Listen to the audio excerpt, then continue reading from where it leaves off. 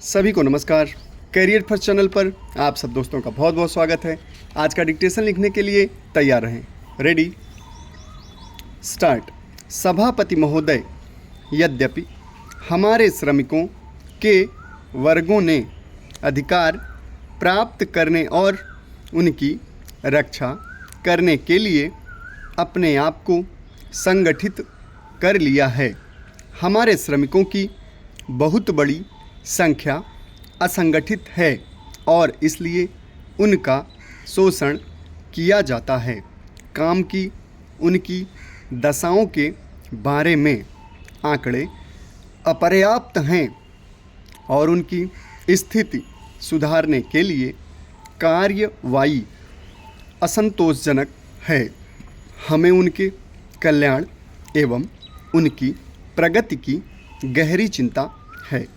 हम उनकी दशा सुधारने के लिए वचनबद्ध हैं। अतः हमने ग्रामीण श्रमिकों के बारे में राष्ट्रीय आयोग की नियुक्ति की है। हमने बाल श्रमिकों के बारे में भी राष्ट्रीय नीति तैयार की है। बंधुआ मजदूरों का पता लगाने और उनका पुनर्वास करने के काम में स्वयंसेवी एजेंसियों को शामिल किया जा रहा है। 20 सूत्री कार्यक्रम ने ग्रामीण क्षेत्र में नई आशा जगाई है। इसके लिए चालू वर्ष में कुल योजना परिव्यय का 30% भाग रखा गया है।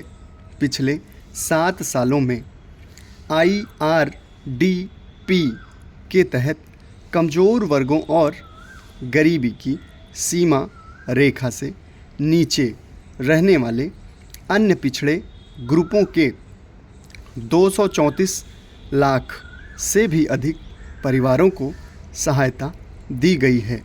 लाभ प्राप्त करने वालों में महिलाओं की संख्या अब 16% हो गई है। अप्रैल 1987 से जनवरी 1988 की अवधि में इन कार्यक्रमों से रोजगार के 47 करोड़ 10 लाख श्रम दिवस उपलब्ध हुए। माननीय सदस्यगण, जल को पहली बार एक अत्यावश्यक राष्ट्रीय संपत्ति माना गया है। नई राष्ट्रीय जल नीति इस बारे में राष्ट्रीय मतैक्य के परिणाम स्वरूप ही सामने आई है। इससे हमारे जल संसाधनों के प्रभावी योजनाबद्ध विकास और पूर्ण उपयोग का मार्ग प्रशस्त होता है। गंगा एक्शन योजना की ओर राष्ट्र का ध्यान आकर्षित हुआ है। 25 नगरों और शहरों में यह योजना पूरे जोरों पर है। पर्यावरण संरक्षण कार्य प्रमुख राष्ट्रीय प्राथमिकता के रूप में उभर कर आया है। प्राथमिकता वाले 24 उद्योगों के लिए पर्यावरण संबंधी मानदंड अधिसूचित किए गए हैं। वायु प्रदूषण के बारे में संसद ने पहले ही कानून में संशोधन कर दिया है। हमारे वनों को संरक्षण देने और जल प्रदूषण को रोकने के लिए कठोर विधायी उपाय किए जाने की योजना है। सरकार ने राष्ट्रीय आवास बैंक की स्थापना के लिए संसद के शीतकालीन सत्र में कानून पेश किया।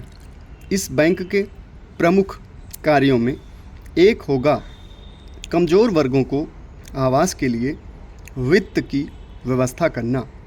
इस सत्र में सरकार लाखों बेघर लोगों को मकान उपलब्ध कराने के लिए एक राष्ट्रीय आवास नीति प्रस्तुत करेगी। समाप्त।